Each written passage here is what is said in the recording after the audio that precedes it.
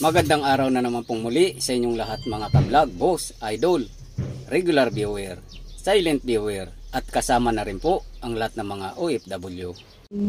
Ang ipapakita ko naman ngayon ay yung ginawa ko pong modify na blinker light po or strobe light. Ito po. So ito po bago lang po siya. Pero nagkaroon po ng factory defect, nasira po kagad.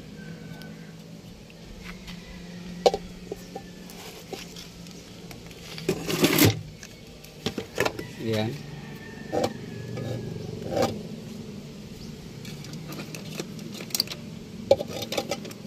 Ganyan po yung itsura niya. So inilagay ko po sa isang trailer sa uluhan, sa ibabaw. At saka yung isa naman ay sa mixer truck.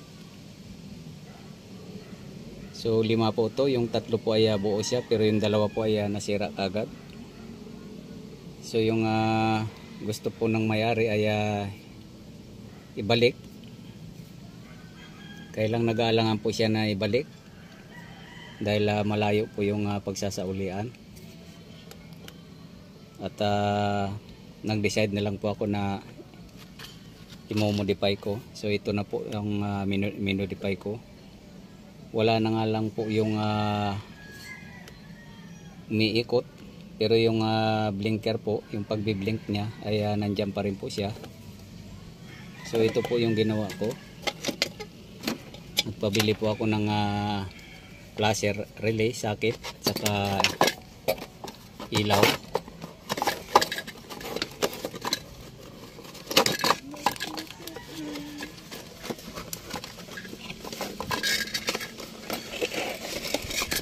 So ganito po siya.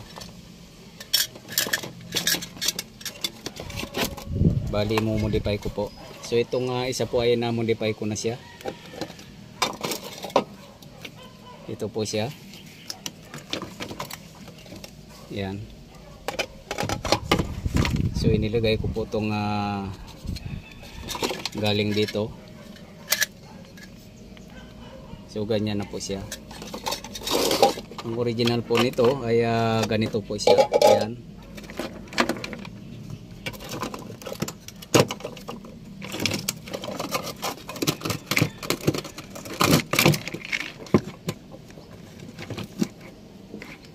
Ganito po. Bali kapag dalawang posisyon po to, isang umiikot-ikot at saka isang steady. Pero nagbiblink po yung ilaw. Kaso ang problema po ay madali po siyang nasira. Ito po yung ilaw niya sa loob.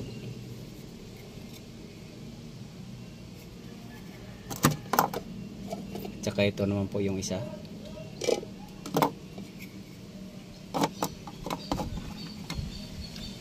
At ito naman po yung minodify ko. Naglagay po ako ng flasher relay. Siya 24 volts ay 24 volts din po yung bombilya. So ganyan po yung ginawa ko. At itong isa naman po ay ganyan din po yung gagawin ko. So titingnan po natin yung ginawa kong isa.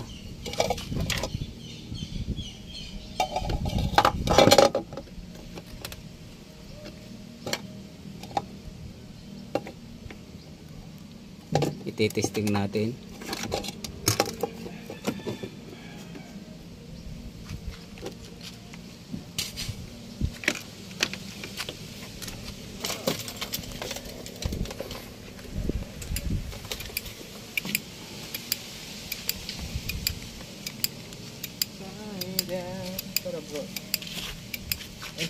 Nag-ano ka na? So ito po siya. Ayan. So ang actual po niyan ay wala na po siyang umiikot, pero yung blinker po ay nandiyan pa rin siya. So ganyan na po siyang mangyayari niyan.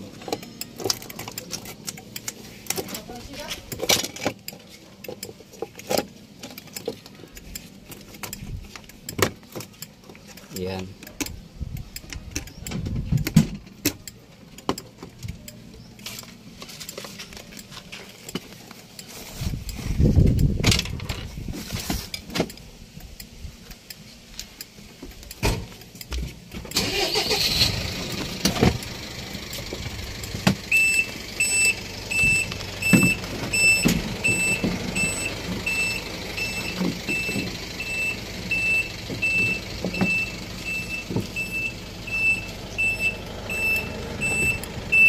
Bubutangan.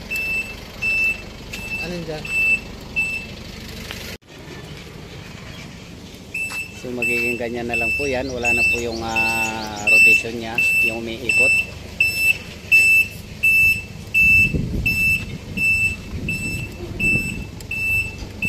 Yan.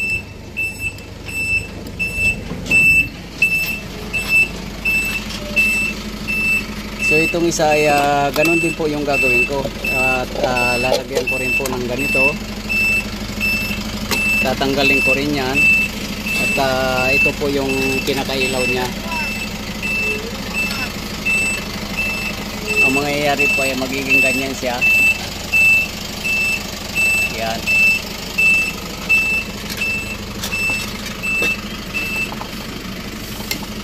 So bali hindi po siya tumagal dahil factory defect po yung nangyari dito. Madali po siyang nasira.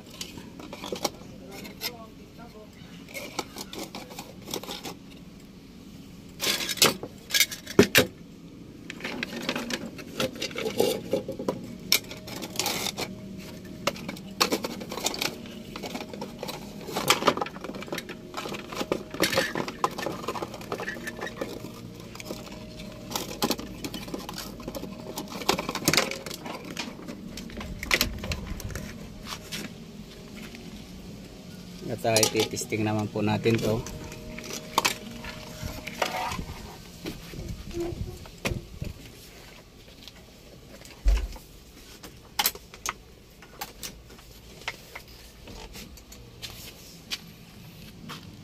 So ito po.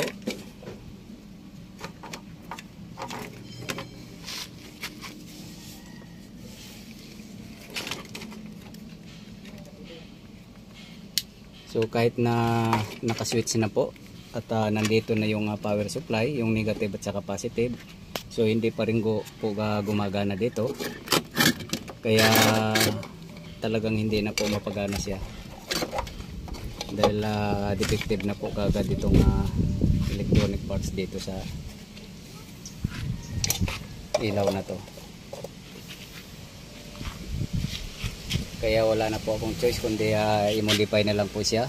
Pwede naman po siyang ibalik kung talagang ibabalik, pero matagal po na proseso to at malayo nga po. Kaya nag-decide na po yung may-ari na kung pwedeng i-modify at ayan na nga po, kaya naman i-modify. Bibili nga lang po ng pyesa. Ayan.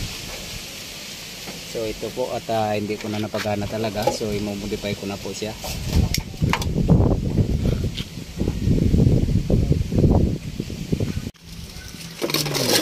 So hindi ko na po ipapakita itong paggawa ko po dito sa isa dahil kung ano po yung ginawa ko dito sa isang tinisting natin ay ganito na rin po yung gagawin ko rito. So kapag mayroong mga ganito po ay pwede naman po siyang i-modify. Bibili lang po ng flasher relay, socket at saka yung ilaw po na ganito para yun po yung panglagay dito sa loob. Yan. At dapat po ay kung ano yung voltage po ng power supply ng sasakyan ay ganun din po yung bibilhin natin na flasher relay at saka light bombilya para magmamatch po yung power supply niya. So hanggang dito na lang po muna ang video kong ito. Please like, subscribe na lang po and hit notification bell para sa susunod na mga video. God bless all po.